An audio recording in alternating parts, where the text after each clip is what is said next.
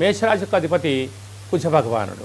అలాగనే వీరికి 2వ స్థానంలో దేవగురు బృహస్పతి సంచారం చేయడము, మాఘమాసంలో విశేషతమైనటువంటి విద్యలో, ఉద్యోగంలో, వ్యాపార కార్యక్రమంలో అన్నింటా విజయం కలగడం కోసము భగవంతుడి యొక్క ఆశీస్సులు వీరికి నిండుగా ఉన్నాయి.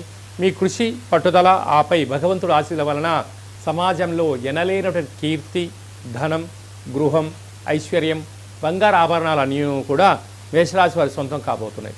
తృతీయంలో కుజుడు సంచారం చేయడం వలన తల్లిదండ్రులతో సఖ్యతగా ఉండడం, అన్నదమ్ముళ్లతో పార్ట్నర్షిప్ వ్యవహార కార్యక్రమంలో సఖ్యతగా ఉండడం వల్ల కుటుంబ బలం చేత వ్యాపారాలలో, సేవారంగ కార్యక్రమాల్లో అరుదైనటువంటి గౌరవం, ఆస్తిపాస్తులు మీ సొంతం కాబోతున్నాయి.